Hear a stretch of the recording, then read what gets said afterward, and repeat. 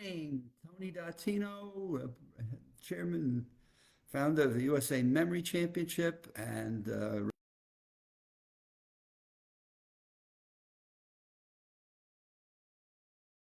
championship. Uh, the good news is it went very well. Our partners from Lumosity, Seth Gorson was there and just did a great job of getting us started with the memory games. And so we had everybody lined up. We did find some challenges with people in their emails that they had registered in and what their Lumosity accounts were. So he was able to get that all reconciled. And so we had everybody started by about 12:15. So by 12:15 Saturday, recognizing, right, we're on a national level. So we had people on the West Coast, people on the East Coast, and so 12:15. But the person that had to do the most was our colleagues from the Memory League, who was in Australia, and Simon from Australia was just fantastic. At first, he was bundled up, and we had to realize, right, here I'm in Florida, and Simon's got this heavy jacket on, and it's like Australia is wintertime. So they're having cold temperatures there, and so he's bundled, and the majority of us are in this heat spell or in this warm weather, and we're sitting here nice and toasty and sometimes sweaty, and he's all bundled up, but did a super job. And the Memory League team, they've just been terrific. They couldn't be more helpful to us and supportive of what we were doing. And so they had the images and the numbers and the faces, and Lumosity had the rotation matrix and what they were doing in their games. So we had the events. We started at 12:15. We ran out our scores by around 3:15, 3:30. So by 3:30 we were signing off. But it was fun talking to the people about why they competed and what their techniques were and how they went about it. And so we continue to build what we call the top players, helping educate everybody in terms of teaching something and sharing their techniques and learning. And we've had a couple of people who now have come back a few times, and they're sharing their education and what they're doing in terms of practicing. And that's really the whole purpose of the USA Memory Championship, is to build a camaraderie and build a team of. It's really not the most important thing to who is the best USA Memory Champion, though it's the competition that brings people together. So it's almost kind of like a dichotomy we have.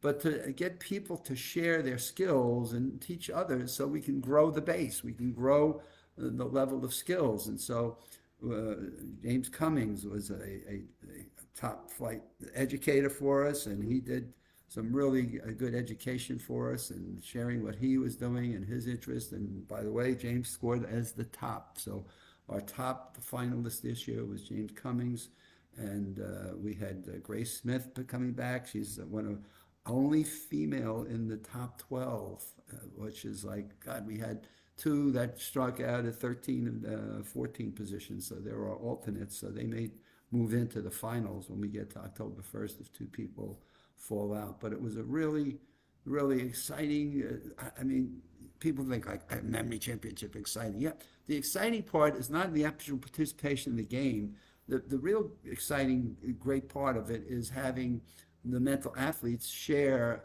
their practicing and what they do for a living and how they apply this and how this has made such a difference in their lives. That to me is the essence of what the championship has brought together in friendships and camaraderie of people that have different reasons and different motivations of why they want to be in the USA Memory Championship, but not to be a champion, but why memory and their personal memory is important to them. And sometimes you have family histories, and sometimes they have their own concerns on the personal level, but the fact that they've made it a priority of a sort to learn how to improve their cognitive well-being. And that's the whole purpose of the USA Memory Championship.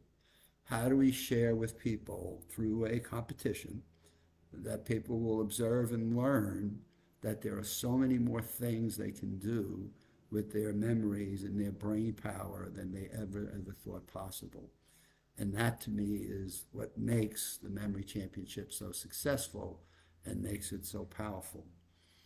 Uh, Robert Ajamian from MIT was our host, did a fabulous job in sharing some of his knowledge and experiences and what the event is all about and the importance of the science in terms of the ability of learnable skills and how these skills can make a difference in people's memories and how it can make a difference in their cognitive well-being.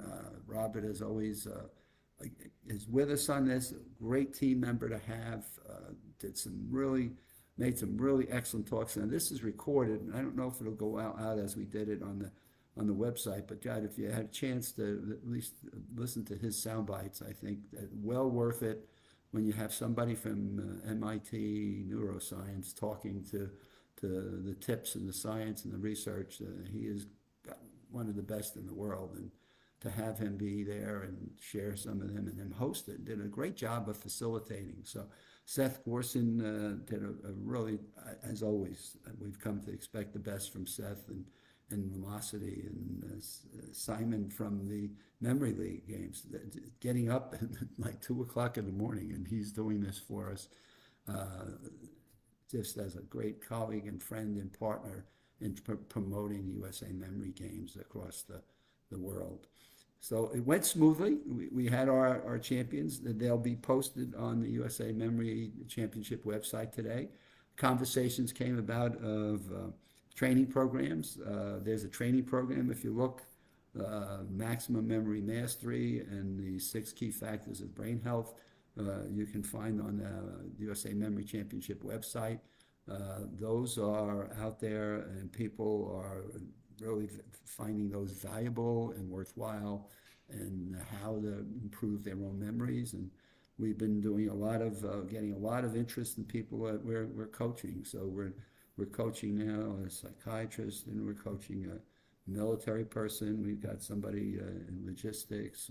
We've got somebody who wants to be a nurse. I mean, we've been coaching people in different worlds and helping them take these techniques and make them pragmatic in everyday life. And that's really been a gift to us. So with that, God, I've got so many things I want to share. With that, we have October 1st, which is our next game, and we'll start with team meetings with Karen Pinson. And Karen is the organizer of all this. She's the COO of the USA Memory Championship, and Karen just does a bang-up job of tracking everything and keeping us in focus. And she's going to go off and take a little bit of a holiday next week on a cruise. And so when she's back from that, we'll start putting together the long-term memory events for October 1st games and what we do there. Michael Dattino does all the work with the spreadsheets and getting the data in from Simon and Seth and putting it into a spreadsheet so that we can then know who our top 12 people were as they go into what we call championship points. So he does a bang-up job. I mean, I've got a great team of people around me, and boy, when I was at IBM, the thing I always learned to do is put the right people around you, and boy, you can make miracles happen, and you do a lot of great things. And boy, do I have a great team of people around the vision we have for making this something that's really fantastic, and people see the value of as they worry more and more about Alzheimer's, dementia, cognitive impairment. But it is just fantastic, and we're looking forward now to the October 1st event here in Winter Park, Florida at Full Sail University. So now we go back into engaging our Full Sail team members and pulling together a production that will be just absolutely top shelf, as they're giving us the use of their production studio and their team of students that did a fantastic job last year.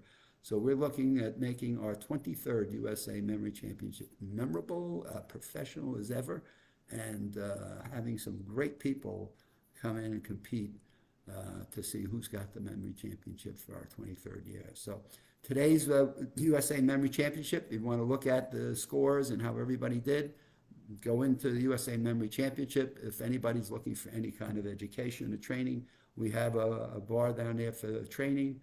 And anybody else, send me an email at a.tino@aol.com, And we've got a team of people all looking to help, work, and support anyone that would like to work in improving their brain health.